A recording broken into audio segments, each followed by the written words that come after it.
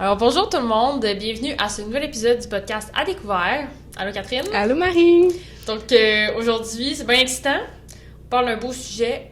Est-ce que tu veux nous le présenter? Oui, en fait aujourd'hui, on parle de l'empreinte carbone numérique. Je sais pas pour vous, mais même pour nous, c'est assez un sujet inconnu. Moi, j'en avais déjà entendu parler, mais même à ça, une seule fois dans ma vie avant, là, c'était au Festival Zéro Déchet à Montréal en 2019. Okay. Puis, je comprenais vraiment pas qu'est-ce que vous m'expliquiez dans ce temps-là. Mais c'est ça, fait que je trouve que c'est super intéressant parce que c'est pas connu, puis il y a pas beaucoup de monde qui savent que ça se passe, en fait. Puis, tu sais, pour nous, en environnement, c'est quand même...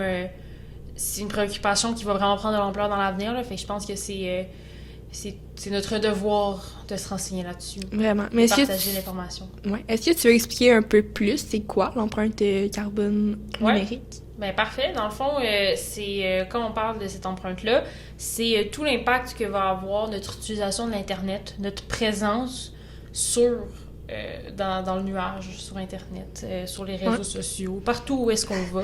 Toutes les ondes. Tout ce qui est numérique, dans le fond.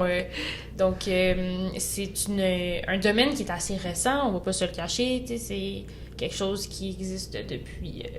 une cinquantaine d'années. Donc, dans les dernières années, on a commencé à avoir des impacts réels sur l'environnement de tout ça. Surtout avec la pandémie, là, 2020, qu'il y a beaucoup de choses qui sont devenues numérisées, entre autres l'école. Premièrement, là, ça a pris une place importante, le télétravail. L'Internet a été beaucoup plus utilisé qu'il l'a été auparavant.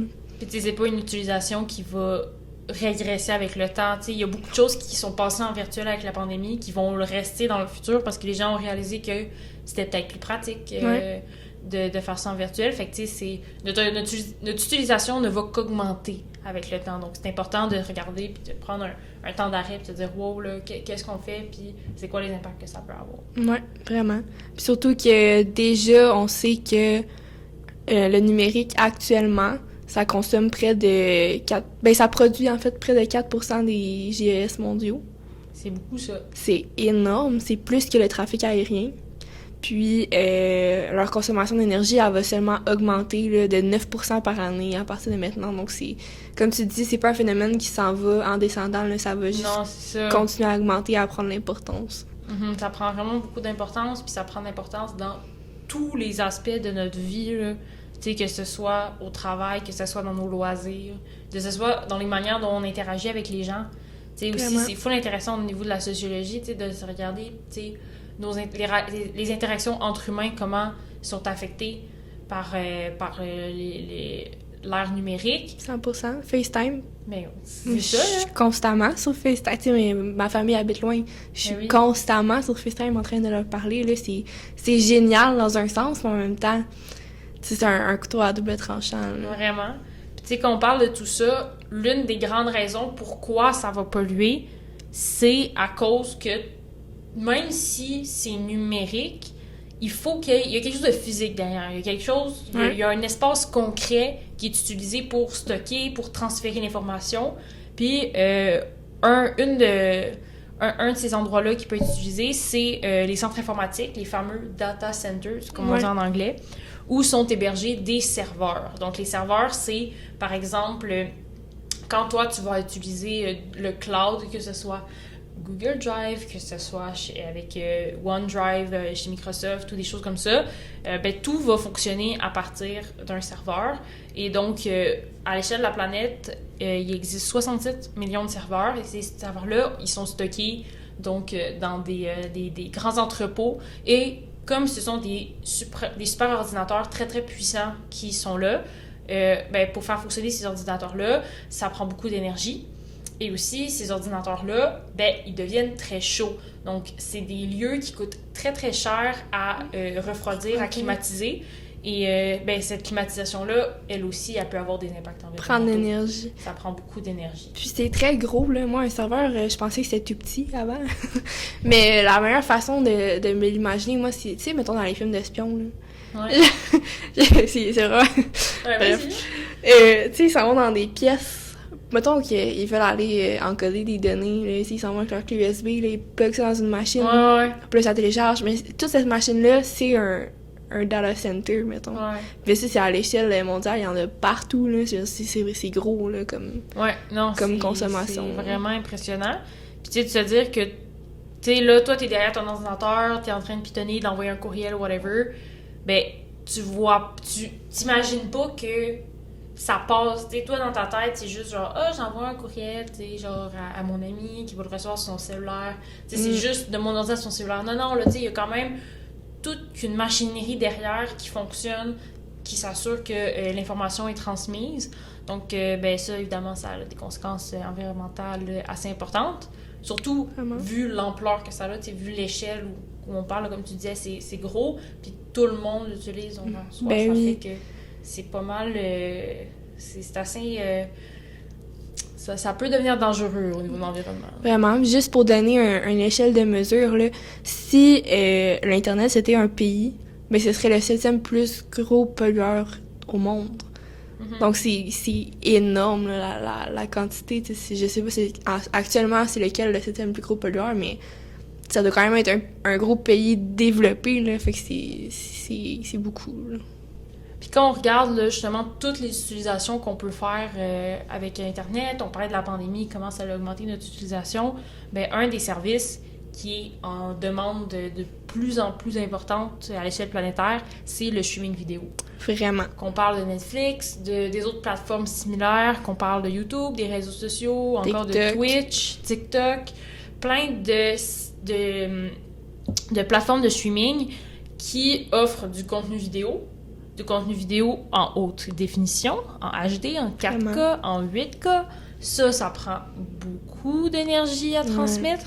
Donc, au final, certaines sources vont dire... Voilà. Lâche pas. Au final, certaines sources vont même jusqu'à dire que près d'1% des émissions de CO2 sur la planète sont dues au streaming vidéo. Mais c'est énorme. Mais quand tu y penses, ça fait du sens. Parce qu'on est constamment en train de consommer du contenu vidéo, là. Juste Netflix, le nombre de couch potato là, qu'il y a dans la vie, là, c'est énorme. TikTok, moi, je peux passer des heures là, à scroll, puis il y a le petit bonhomme qui dit « Stop! You've been scrolling for way too long! » Mais tu sais, c'est juste pour montrer à quel point on s'en rend même pas compte, puis qu'on pollue actuellement. Parce que c'est ça, c'est que mettons, ta télévision a un impact pour ses matériaux, pour sa production et tout, pour après, en fin de vie. Ça, on est conscient de cet impact-là de ta télé, mais on n'est pas conscient qu'elle a un impact dans son utilisation. Puis je pense qu'à long terme, c'est pire là, que sa production et tout. Fait que... Non, c'est ça peut vraiment avoir un effet catastrophique, puis ça risque pas de descendre. Ça risque pas de diminuer. Okay. C'est en constante augmentation, puis dans les prochaines années, ça va probablement prendre encore plus d'ampleur. Fait que, à surveiller. Un autre aspect aussi qu'on pense pas à prime abord quand on parle d'empreinte carbone numérique, c'est la popularisation actuelle de la crypto-monnaie. Donc, moi, je pense Bitcoins, je pense il y a aussi les NFT, je pense que c'est plus le terme que moi. Là. Ouais, dans le fond, les NFT, c'est pour Non-Fungible Tokens, ou encore les jetons non fongibles, exact. Qui sont principalement utilisés dans le domaine de l'or, donc pour vendre de l'or numérique, et qui s'achètent uniquement en crypto-monnaie. Ouais, exactement.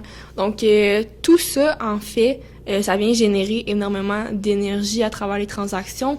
C'est constamment, puis en plus, c'est en grande expansion. Tu sais, il y a beaucoup de gens qui investissent dans la crypto-monnaie actuellement parce que c'est super bon monétairement pour eux. Par contre, pour la planète, c'est vraiment pas bon pour les émissions de gaz à effet de serre. Juste pour donner un exemple, les NFT, en fait, eux sont générés puis vendus sur la plateforme blockchain Ethereum. C'est ça. Puis, juste ça, là, les milliers d'ordinateurs qui sont utilisés pour cette plateforme-là, ben ça consomme autant d'énergie par an que le pays de la Libye. Donc, c'est juste une seule plateforme va venir consommer autant qu'un pays au complet. Donc, on voit que l'impact est vraiment immense. Puis, c'est exactement pour ça que Elon Musk, lui, il a récemment décidé de finalement pas accepter le Bitcoin pour Tesla, en fait, parce que ça générait vraiment trop de GES.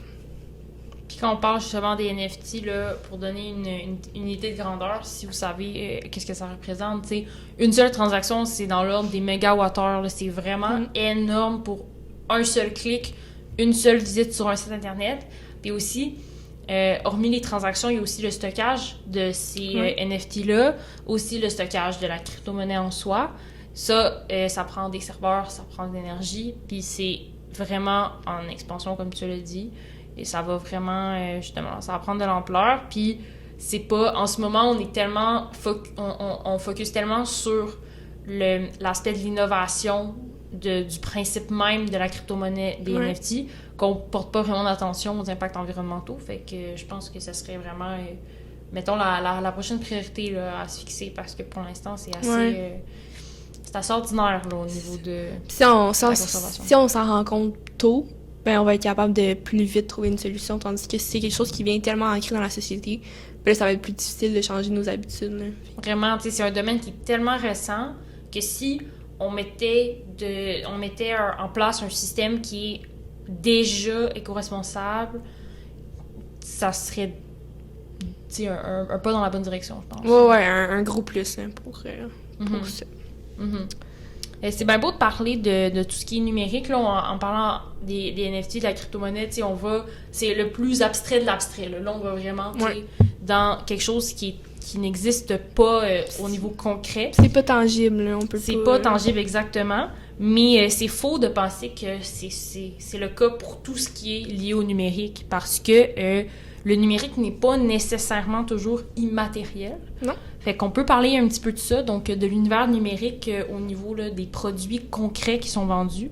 Donc, en 2019, une étude a montré que à l'échelle de la planète, il existait 34 milliards d'équipements qui étaient en utilisation actuellement. Donc ça, c'est sans compter les accessoires comme des chargeurs, les claviers, les souris, les clés USB. Donc c'est vraiment seulement les appareils numériques, les appareils électroniques en utilisation. Et les plus populaires parmi ceux-là, c'était les objets connectés. Donc les speakers Bluetooth, les montres connectées, l'éclairage, les thermostats intelligents. Donc, à l'échelle de la planète, ça correspondait 19 milliards d'objets. C'est énorme. C'est énorme. Énorme. On est quoi? On est 8 milliards d'humains? Ouais. Fait que justement, quand on fait la comparaison, selon leurs calculs, avec justement les disparités mondiales au niveau de l'accès aux technologies, les pays ils non comptaient développés. qu'il y avait 4,1 milliards d'utilisateurs. Et donc, ça revenait à 8 équipements par utilisateur. C'est énorme. Vraiment. Énorme. Je crois que seulement aux États-Unis, c'est 12,9 équipements par personne. C'est fou. Ça n'a pas de bon sens, là. Ça, c'est une moyenne, là. Ben oui. Fait que ça veut dire qu'il y en a que c'est vraiment plus. Ouais. Ben c'est... Honnêtement, je m'excuse même pas de ça. Je fais regarde le setup autour de nous, là. Ben, exactement. C'est fou à quel point on en a de l'équipement numérique, là. On est tellement dépendant de ça, ça n'a même plus de sens. Ben on essaie... Tu sais, les publicités essayent de nous faire croire que tout produit révolutionnaire va changer notre vie. Tu sais, quand on parle notamment, mettons, l'éclairage intelligent. Tu sais, quand ça a commencé à sortir, wow, tu pouvais commander tes ampoules de ton sel, faire des différents éclairages dans ton appart, dans ta maison. Les couleurs, les switches. C'est ça, là. Tu sais, ça avait l'air bien cool. Puis il le présente comme si c'était un no-brainer, un essentiel. Tu t'en as besoin, genre. C'est le chemin du futur, faut que tu passes par là. Ça, puis Apple, je crois que c'est les pires, honnêtement. Du Apple, c'est quelque chose, là. Tu sais, je peux même plus compter, là, les personnes que je connais, que chaque fois qu'un nouveau cellulaire, un iPhone sort, même pour eux, là, c'est tellement rendu une nécessité de devoir le changer. Puis pourquoi? Parce qu'il y a une caméra de plus qui fait une meilleure photo, parce qu'il y a un autre feature qu'il n'y avait pas sur l'iPhone d'avant, mais il marche exactement de la même manière. Et je peux te garantir que le nouveau feature, tu l'utiliseras même pas, parce que c'est pas dans tes habitudes. Fait que c'est du gros marketing là, qui te font augmenter ton nombre d'objets numériques. Là. Et là, c'est bien dramatique tout ça, là, ça a l'air bien alarmiste, mais là, il existe quand même des solutions. Ben oui. On vous rassure, il existe des trucs qu'on peut faire. Là, c'est sûr que il existe des solutions comme plus globales qui s'adressent au gouvernement et aux compagnies, aux multinationales, des choses comme ça. Mais là, on a décidé de se concentrer aujourd'hui sur des solutions plus concrètes que les gens pouvaient appliquer dans leur quotidien. Donc, je sais pas si tu as quelques exemples à donner à nos téléspectateurs. Oui. Premièrement, on pourrait commencer par réduire la définition des vidéos que vous écoutez, par exemple, sur Netflix, sur YouTube. Donc, allez décocher le 1080p, c'est ça? Ouais, mais surtout, là, tu sais, c'est ça, on parle, là, quand on est sur son cellulaire, par exemple, qu'on est sur un très petit écran, souvent le 1080 pixels, le 720, la différence n'est pas très importante, mais cet argument-là, moi, je l'utilise beaucoup avec le 4K puis le 8K. Parce que, mettons, quand tu as une télévision, là, honnêtement, ta télévision 4K, à moins que tu sois vraiment un passionné de technologie, genre un gros nerd d'aller chercher les derniers... Cherche les défauts. les produits, derniers cris pour éviter justement d'avoir des défauts dans ton image, là, honnêtement, tu verras pas la différence. Mais non. Fait que aller chercher des vidéos puis les jouer en 4K, en 8K, c'est vraiment inutile. Puis c'est des dépenses d'énergie qui sont astronomiques comparées à du 1080 comparé à du 720p. Fait que c'est quelque chose que tu peux faire dans ton quotidien qui pourrait vraiment avoir un impact. Vous verrez même pas la différence en regardant sur votre TV, on va être aussi belle. Sinon, il y avait aussi télécharger les albums de musique et les films plutôt que de les écouter en boucle à travers l'Internet. Mais pas oublier d'ensuite aller les supprimer pour pas qu'ils restent stockés en tant que données quand même sur le réseau et toutes ces choses-là. Sinon, il y a aussi se désinscrire des infolettes qui génèrent des courriels qui sont inutiles. Donc, chaque courriel que vous recevez, à travers tout le processus que ce courriel va avoir suivi pour se rendre à votre ordinateur, va venir générer des GES. Donc, si vous pouvez éviter d'en recevoir qui sont inutiles, ben c'est très bien de le faire, au lieu de juste les mettre dans la corbeille puis les laisser là. Envoyer un courriel, là, ça nécessite autant d'énergie qu'une ampoule allumée pendant 24 heures. Oui. Fait que pensez aux 12 infolettes auxquelles vous êtes abonné parce que vous avez jamais pris le temps de vous désabonner. Puis imaginez que à chaque fois que vous en recevez un, c'est comme si vous laissiez une lumière allumée chez vous pendant une journée. Comme vraiment là, c'est énorme. C'est beaucoup, puis surtout que c'est un changement qui demande tellement pas beaucoup d'efforts là. Ça prend 3 secondes d'écart, c'est désabonner. Puis le tour est joué. Puis on s'entend que vos infolettes, vous les consultez pas. Moi, je les supprime quand je les reçois après m'être désabonné. Mais c'est ça, on les garde pas la moitié du temps, puis ça sert à rien. Moi, j'avais d'autres exemples, mais si tu veux y aller, vas-y. Ouais, ben j'en ai quelques-uns, là, encore une fois, avec l'utilisation des réseaux sociaux. Bloquer la lecture automatique sur les réseaux sociaux qui font jouer des vidéos. On pense notamment à Facebook et à YouTube qui ont cette fonction-là de quand tu passes par-dessus une vidéo, ben elle va se mettre à jouer automatiquement un petit preview, un petit snippet. Ben ça, tu peux le désactiver dans les paramètres, puis ça peut te sauver beaucoup d'énergie parce Pour que... vrai? Okay. Ben ouais, parce que, tu sais, c'est le streaming, tu sais, c'est du streaming vidéo, puis c'est que sinon, tu sais, la chose à faire, c'est que, ben, tu veux écouter une vidéo, tu cliques dessus, tu vas l'écouter. Mais là, c'est parce qu'avec la lecture automatique, ça te fait jouer toutes les vidéos par lesquelles tu passes. Ah, puis ça gosse en plus, mais je trouve ça cool que tu puisses le désactiver. Ouais, moi, je l'ai désactivé sur mes appareils parce que ça me gossait, puis en plus, ben, justement, ça a un bénéfice aussi environnemental parce que ça évite de streamer la vidéo alors que tu voulais même pas la regarder toute manière. Non, c'est ça. Après ça, tu cherches quelle vidéo qui joue. Pourquoi il y a du son qui joue, là, faut que tu la cherches. Mais c'est cool, ok, je vais aller te montrer ça, comment enlever ça. Avec plaisir. Puis sinon aussi, on en parle souvent, là, mais tu sais, garder ses appareils électroniques plus longtemps, limiter sa quantité d'objets connectés qu'on achète, essayer de garder sa consommation minimum. Tu sais, c'est un peu le conseil... bidon que tout le monde radote tout le temps, mais ça reste que c'est vrai. C'est vrai, puis ça marche, puis c'est la meilleure façon de le faire, je crois. Là. Ouais. Tu sais, acheter des appareils électroniques usagés, ça peut vraiment être une super option. Ça peut coûter vraiment moins cher. Moi, mon cellulaire est usagé. La plupart de mes produits électroniques sont usagés. Puis j'ai aucun problème avec... puis je trouve ça vraiment une belle option. Petit Facebook Market, là, ça vaut la peine. Des belles affaires. Ouais, c'est ça. Sinon, c'était pas mal ça pour moi aussi. Ah oui, il y avait aussi utilisé des sites éco-web ou des plateformes alimentées par de l'énergie renouvelable. Donc ça aussi, ça peut aider. Je sais qu'il y a des moteurs de recherche qui vont venir planter des arbres, qui vont venir contribuer à réduire leur empreinte écologique, que ce soit aussi par de l'énergie verte. Juste faire fonctionner leur serveur par de l'énergie solaire, par exemple, ça peut vraiment venir diminuer l'impact. Donc, c'est ça, choisir et encourager ces éco-webs-là. Ce qu'on ressort de tout ça, dans le fond, c'est l'important, c'est de faire des recherches. L'important, c'est de se renseigner. Puis ça, je trouve que c'est un bon exemple pour en parler parce que c'est un domaine dans lequel tu peux vraiment utiliser... Tu peux utiliser le moteur de recherche que tu veux dans la vie. Mais, prendre 5 minutes, faire des recherches, puis trouver, leur usine, leur serveur fonctionne à quelle énergie... Comment, et tout ça, ça peut vraiment être... ça te prend pas beaucoup de temps, puis après ça, tu te sens mieux, puis tu sais que t'aides la planète, fait que... Tu l'utilises au quotidien en plus, gagnant. ça devient une habitude, donc c'est tellement facile de le faire. Vraiment.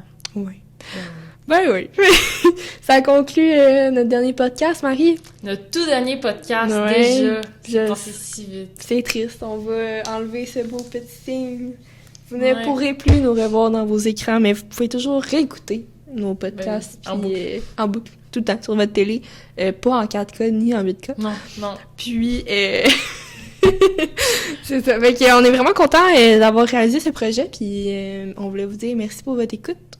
Votre support a été la grande motivation pour nous tout au long de ce projet, puis on est vraiment chanceux de pouvoir compter sur vous pour écouter nos épisodes. Ouais. On se dit à la prochaine dans des prochains projets environnementaux et verts. Yes, sir. Au revoir. Bye.